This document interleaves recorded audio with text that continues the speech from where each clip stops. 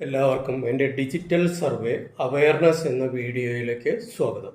കേരളത്തിലെ digital survey നടന്നുകൊണ്ടിരിക്കുകയാണെങ്കിൽ survey നടക്കുമ്പോൾ ഭൂ ഉടമസ്ഥർക്കും ഉദ്യോഗസ്ഥർക്കും ഉണ്ടായേക്കാവുന്ന ചില സംശയങ്ങൾക്ക് ഒരു ചെറിയ വെളിച്ചം നൽകലാണ് ഈ വീഡിയോ പാർട്ടുകളായാണ് തയ്യാറാക്കിയിരിക്കുന്നത്. ഇതിൽ ആദ്യത്തെ ഭാഗമാണ് ഇപ്പോൾ തയ്യാറാക്കിയിരിക്കുന്ന വീഡിയോ. എല്ലാവരുടെയും കുറച്ച് സമയം ഈ വീഡിയോ കാണുന്നതിനും ഈ അറിവുകൾ മറ്റുള്ളവരിലേക്ക് പകർന്നു നൽകുന്നതിനും നിങ്ങളേവരുടെയും സഹകരണം പ്രതീക്ഷിക്കുന്നു. ഈ വീഡിയോ തയ്യാറാക്കിയിരിക്കുന്നത് ചോദ്യങ്ങളും അവയുടെ ഉത്തരങ്ങളും വിശദീകരിച്ചുകൊണ്ടുള്ളതാണ്. ഇതിലെ വിവരങ്ങൾ ആധികാരികമായി പ്രസിദ്ധപ്പെടുത്തുന്നതല്ല. ആദ്യത്തെ ചോദ്യത്തിലേക്ക് കടക്കാം.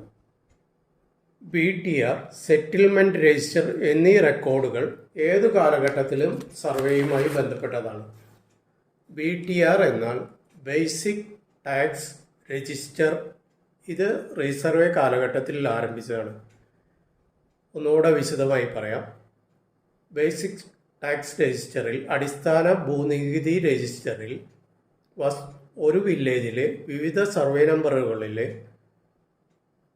ഓരോ സബ് ഡിവിഷൻ്റെയും ഏരിയ, ഭൂവുടമസ്ഥൻ്റെ പേര്, ജന്മി, ഭൂമിയുടെ തരം എന്നീ വിശദാംശങ്ങൾ രേഖപ്പെടുത്തിയിട്ടുണ്ട്.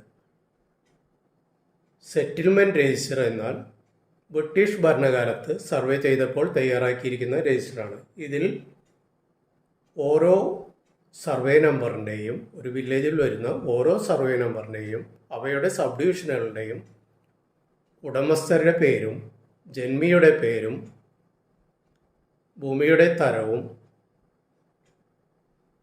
എത്രയാണ് ടാക്സ് എന്നീ വിശദ വിവരങ്ങൾ ഉണ്ട്. റീസർവേ എന്നാൽ ഒരിക്കൽ സർവേ ചെയ്ത് പൂർത്തിയാക്കിയിട്ടുള്ള ഒരു ഭൂവിഭാഗത്തിന് റവന്യൂ സർവേ റെക്കോർഡുകൾ നഷ്ടപ്പെട്ടു പോകുകയോ കാലപ്പഴക്കം കൊണ്ട് ഭൂമിയിൽ വന്നിട്ടുള്ള മാറ്റങ്ങൾക്കനുസരണമായി റെക്കോർഡുകളിൽ വളരെയധികം വ്യത്യാസങ്ങൾ ഉള്ളതായി കാണപ്പെടുകയോ ചെയ്യുമ്പോൾ സർവേ റെക്കോർഡുകളുടെ നാളധീകരണത്തിനായി ആ ഭൂവിഭാഗം വീണ്ടും സർവേ ചെയ്ത് റെക്കോർഡ് തയ്യാറാക്കുന്നു. ഇതിനെയാണ് റീസർവേ എന്ന് പറയുന്നത്. ഒരിക്കൽ കൂടെ പറയാം. റീസർവേ എന്നാൽ, അതായത് ഡിജിറ്റൽ സർവേ, ഒരിക്കൽ സർവേ ചെയ്ത് പൂർത്തിയാക്കിയിട്ടുള്ള ഒരു ഭൂവിഭാഗത്തിന് റവന്യൂ സർവേ റെക്കോർഡുകൾ നഷ്ടപ്പെട്ടു പോകുകയോ കാലപ്പഴക്കം കൊണ്ട് ഭൂമിയിൽ വന്നിട്ടുള്ള മാറ്റങ്ങൾക്ക് അനുസരണമായി റെക്കോർഡുകളിൽ വളരെയധികം വ്യത്യാസങ്ങൾ ഉള്ളതായി കാണപ്പെടുകയോ ചെയ്യുമ്പോൾ സർവേ റെക്കോർഡുകളുടെ നാളധീകരണത്തിനായി ആ ഭൂവിഭാഗം വീണ്ടും സർവേ ചെയ്ത് റെക്കോർഡ് തയ്യാറാക്കുന്നു. ഇതിനെയാണ് റീസർവേ അല്ലെങ്കിൽ ഡിജിറ്റൽ സർവേ എന്ന് പറയുന്നത്.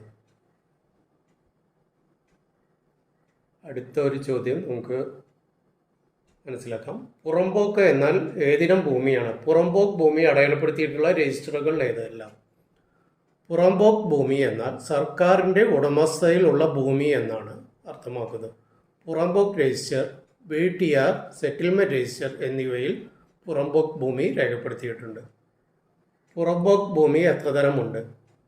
റോഡുകൾ, തോട്, സർക്കാർ ഓഫീസുകൾ സ്ഥിതി ചെയ്യുന്ന സർക്കാർ ഉടമസ്ഥതയിലുള്ള സ്ഥലങ്ങൾ, പൊതു ആവശ്യങ്ങൾക്കായി മാറ്റിവെച്ചിട്ടുള്ള ഭൂമികൾ, ഇവയെല്ലാം പുറമ്പോക്ക് ഭൂമിയാണ്.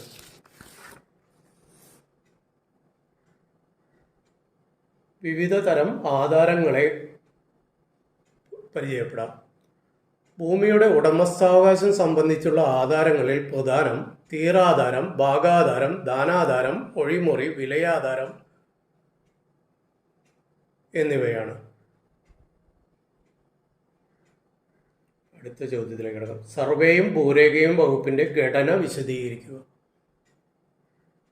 സർവേയും ഭൂരേഖയും വകുപ്പ് ഗവൺമെൻറ്റിൻ്റെ ഒരു പ്രധാന വകുപ്പാണ്. ഇത് ബഹുമാനപ്പെട്ട റവന്യൂ മിനിസ്റ്റർ നിയന്ത്രിക്കുന്ന വകുപ്പാണ്. സർവേയും ഭൂരേഖയും വകുപ്പിൻ്റെ തലവൻ ബഹുമാനപ്പെട്ട സർവേ ഡയറക്ടറാണ്.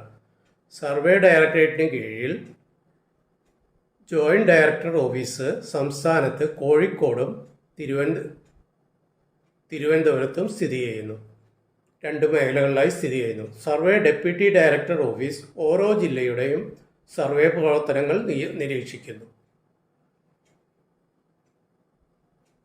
നിരീക്ഷിക്കുകയും നിയന്ത്രിക്കുകയും ചെയ്യുന്നു. റീസർവേ അസിസ്റ്റന്റ് ഡയറക്ടർ ഓഫീസ് ഓരോ ജില്ലയുടെയും സർവേ പ്രവർത്തനങ്ങൾ ഏകോപിപ്പിക്കുന്നു. അസിസ്റ്റന്റ് ഡയറക്ടർ മാപ്പിംഗ് ഓഫീസുകൾ സംസ്ഥാനത്ത് 3 സ്ഥിതി ചെയ്യുന്നു.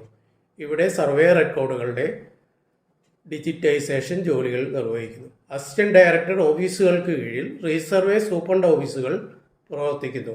സർവേ സൂപ്രണ്ട് ഓഫീസുകൾ റീസർവേ ജോലികളുടെ മേൽനോട്ടം നിർവഹിക്കുന്നു.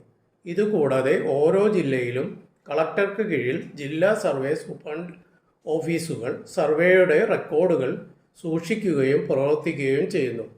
സെൻട്രൽ സർവേ ഓഫീസ് തിരുവനന്തപുരം റെക്കോർഡുകളുടെ സംരക്ഷണത്തിനായും വിതരണത്തിനായും ഒരു അസിസ്റ്റന്റ് ഡയറക്ടർക്ക് കീഴിൽ പ്രവർത്തിക്കുന്നു.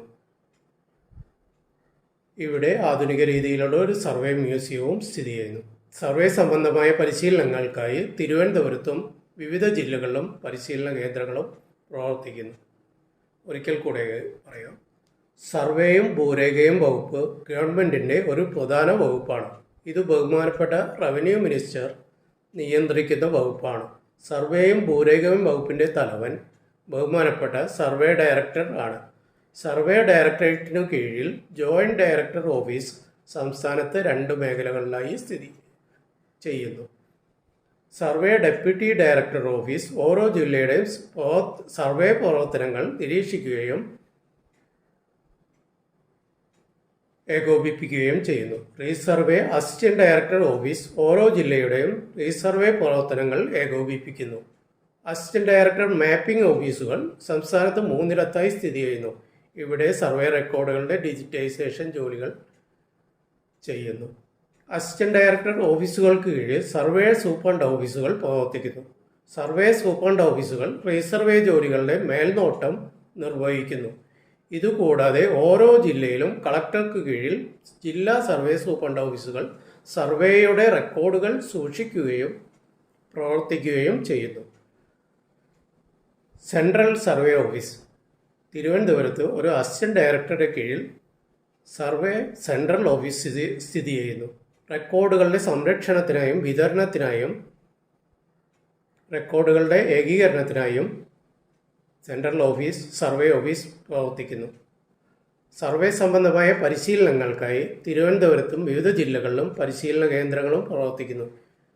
സർവേ സെൻട്രൽ ഓഫീസിനു കീഴിൽ ഒരു സർവേ മ്യൂസിയവും പ്രവർത്തിക്കുന്നു.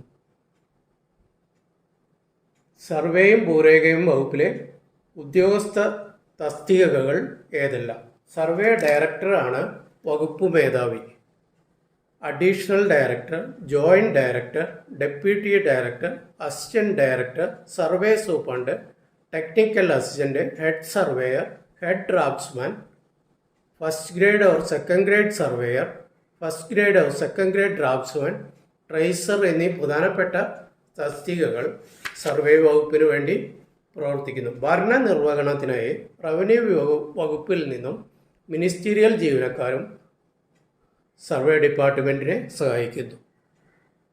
ഇത്രയും വിവരങ്ങൾ ഈ പാർട്ടിൽ ഞാൻ നിങ്ങൾക്കായി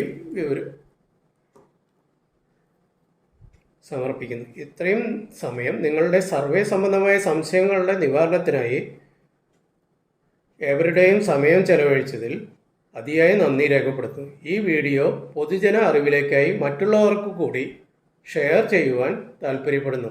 ഇതിൻ്റെ 2ാം ഭാഗം ഉടൻ പ്രസിദ്ധീകരിക്കുന്നതാണ്.